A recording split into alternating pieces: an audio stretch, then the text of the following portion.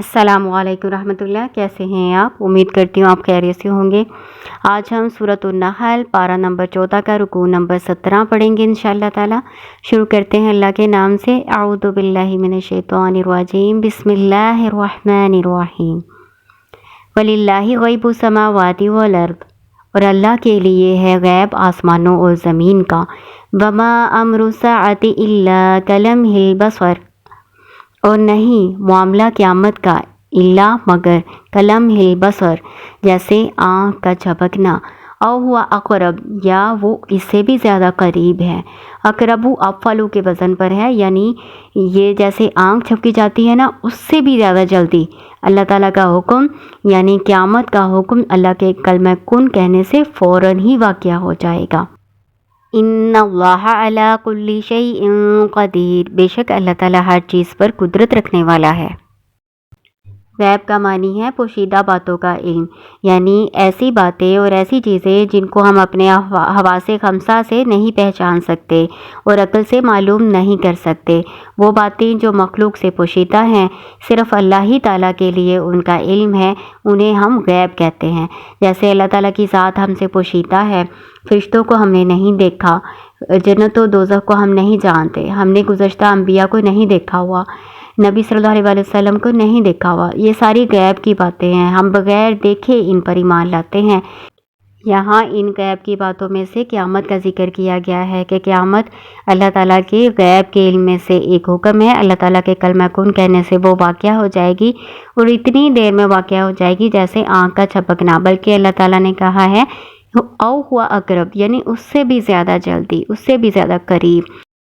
اقرب افعلوا کے وزن پر ہے، جو صیغہ تفصیل ہے۔ جب دو چیزوں کا آپس میں تقابل کیا جاتا ہے تو تب اسم تفصیل استعمال ہوتا ہے۔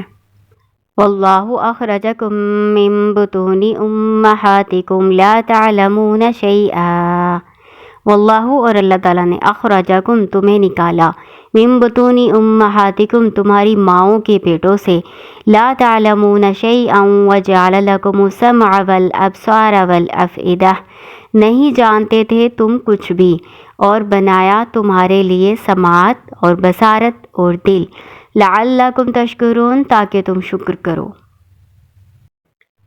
اللہ تعالیٰ اپنی قدرت کی نشانی بیان کر رہے ہیں۔ اللہ تعالیٰ کہتے ہیں کہ ہم نے تمہیں اس حالت میں پیدا کیا کہ تمہیں کسی بھی چیز کا کوئی علم نہیں تھا۔ شیئن کے اوپر تنوین ہے، یہ تنوین نکرہ ہونے کی وجہ سے ہے، یعنی تمہیں اپنی کسی چیز کے بارے میں کوئی علم نہیں تھا۔ پھر اللہ تعالیٰ اپنی اور قدرت کی نشانیاں اور اپنی نعمتوں کا ذکر کر رہے ہیں کہ اللہ تعالیٰ نے تمہیں کان دیے، تمہیں دیکھنے کے لیے آنکھیں دی، تمہیں دل بنایا۔ اللہ تعالیٰ کی یہ تینوں بڑی نعمتیں ہیں، اللہ تعالیٰ نے بار بار ان کا ذکر کیا ہے، اس لیے کہ یہ تینوں چیزیں ہدایت کے ذرائع بھی ہیں۔ ان سے ہم دیکھ سکتے ہیں، سن سکتے ہیں اور غور و فکر کر سکتے ہیں، اللہ تعالیٰ کی معرفت حاصل کر سکتے ہیں۔ تو اللہ تعالیٰ نے یہ ساری نعمتیں ہمیں عطا کی ہیں، تو اللہ تعالیٰ ہی اس بات کے لائق ہے کہ ہم اللہ کی عبادت کریں، ان اعضاء کو اللہ تعالیٰ کی فرما برداری میں استعمال کریں، ان سے اللہ تعالیٰ کی نافرمانی والے کام نہ کریں، اس کی عبادت اور اطاعت کریں۔ یہی اللہ تعالیٰ کی نعمتوں کا عملی شکر ہے۔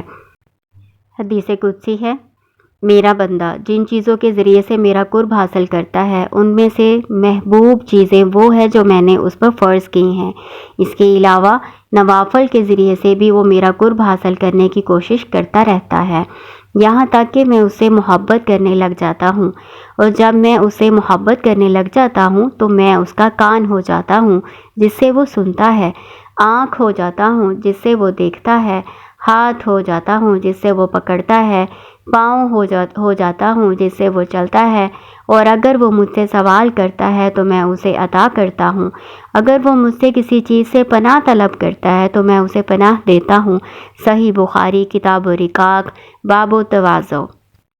اس حدیث کا مطلب یہ ہے کہ جب بندہ اپنی اطاعت اور عبادت اللہ تعالیٰ کے لیے خالص کر لیتا ہے تو اس کا ہر کام اللہ کی رضا کے لیے ہوتا ہے، وہ اللہ کی رضا کے علاوہ کسی اور چیز کا طالب نہیں ہوتا، اپنے کانوں سے وہی بات سنتا ہے جو اللہ تعالیٰ کی رضا والی ہوتی ہے، اپنی آنکھوں سے وہی چیز دیکھتا ہے جس کی اللہ تعالیٰ نے اس کو اجازت دی ہے، جس چیز کو ہاتھ سے پکڑتا ہے یا پیروں سے چل کر اس کی طرف جاتا ہے تو وہ چیز ہوتی ہے جس کو شریعت نے روا رکھا ہے، اور ان ساری نعمتوں کو اللہ تعالیٰ کی نافرمانی میں استعمال نہیں کرتا بلکہ صرف اطاعت میں استعمال کرتا ہے۔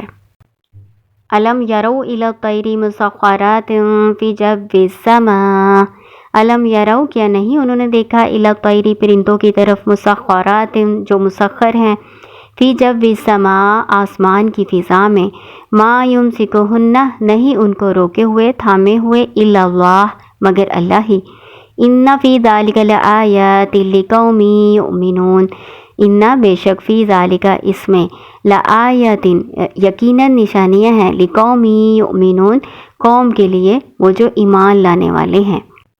اس آیت میں اللہ تعالیٰ اپنی قدرت کی ایک اور نشانی بتا رہے ہیں۔ اللہ تعالیٰ کہتے ہیں کہ دیکھو غور کرو ان پرندوں کی طرف، یہ کیسے ہوا میں رکے ہوئے ہیں، یعنی زمین اور آسمان کے درمیان کون ان کو تھامنے والا ہے کہ یہ اڑتے ہیں اور گرتے بھی نہیں ہیں، اپنے پر ہلاتے بھی ہیں اور سمیٹ بھی لیتے ہیں۔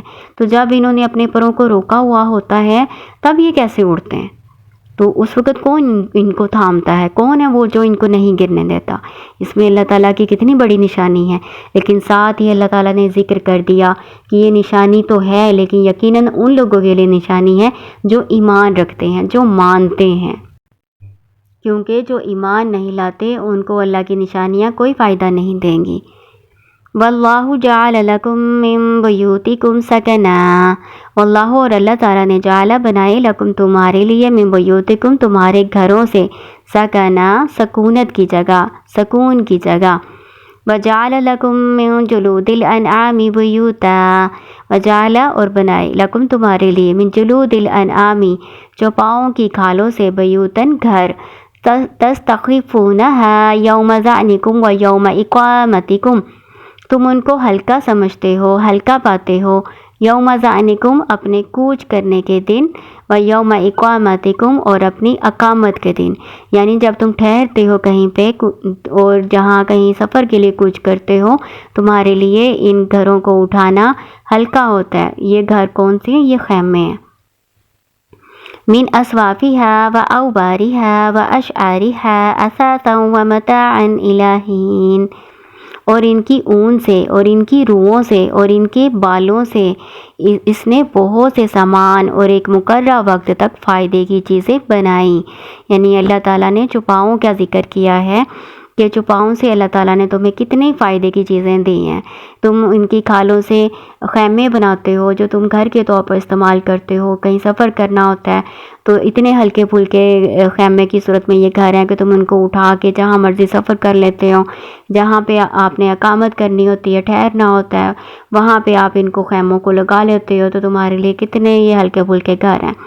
پھر ان کی اون سے، پشم سے، ان کی بالوں سے بہت سی فائدے کی چیزیں بناتے ہو، اور ساتھ اللہ نے ذکر کیا الہین ایک وقت تک، یہ فائدہ ہمیشہ کا نہیں ہے، یہ دنیا کا فائدہ ہے، دنیا میں استعمال کرنے کی برتنے کی چیزیں ہیں لیکن ہمیشہ کے لیے نہیں ہیں۔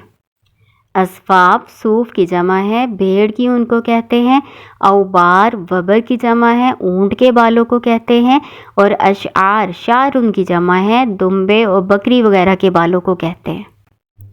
واللہ جعل لکم مما خلق ظلالا، واللہ اور اللہ تعالیٰ نے جعل بنائے لکم تمہارے لیے مما اس میں سے جو خلقہ اس نے پیدا کیے، تخلیق کیے، ظلالا سائے، وجعل لکم من الجبال اکنانا اور اس نے بنائے تمہارے لیے پہاڑوں میں چھپنے کی جگہ، اکنان چھپنے کی جگہ یعنی غار وغیرہ بنائے، وجعل لکم سرابیل تقیکم الحر وسرابیل تقیکم بأسکم، وجعل اور بنائے لکم تمہارے لیے سرابیل قمیصیں، تقیکم الحر جو تم کو بچاتی ہیں گرمی سے، وسرابیلا اور قمیصیں یا کرتے، تقیکم تمہیں بچاتی ہیں، بأسکم تمہاری لڑائی میں، کذالک یتم نعمتہ علیکم لعلکم تسلمون اسی طرح سے اس نے تمام کی اپنی نعمتیں تمہارے اوپر، لعلکم تاکہ تم تسلمون تم فرما برداری کرو۔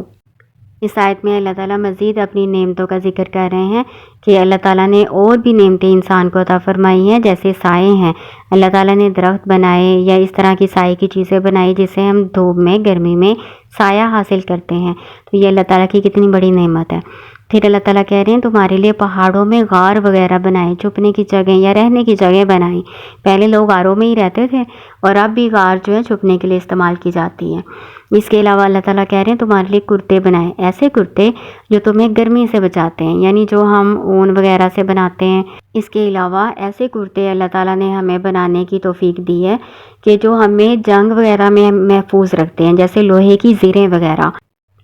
فَإِن تَوَلَّوْا فَإِنَّمَا عَلَيْكَ الْبَلَاغُ الْمُبِينُ، پھر اگر وہ پھر جائیں، فَإِنَّمَا پس بے شک صرف عَلَيْكَ الْبَلَاغُ الْمُبِينُ، آپ پر یعنی آپ کے ذمے تو صاف صاف پہنچا دینا ہے، یعنی آپ تبلیغ کر دیں، آپ کا کام تبلیغ کرنا ہے۔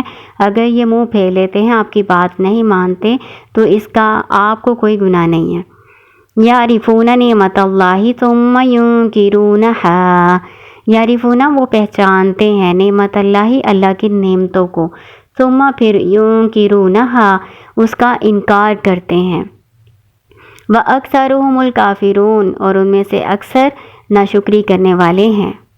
اپنی نعمتوں کا ذکر کرنے کے بعد اللہ تعالیٰ کہہ رہے ہیں اللہ تعالیٰ نے تم پر اپنی ساری نعمتیں نچھاور کی ہیں، لیکن تم پھر بھی اللہ تعالیٰ کی ناشکری کرتے ہو، اللہ کا انکار کرتے ہو، اللہ کو چھوڑ کے دوسروں کی عبادت کرتے ہو، اللہ کی عبادت میں دوسروں کو شریک کرتے ہو۔ یہ تو بڑی ناانصافی اور ظلم کی بات ہے۔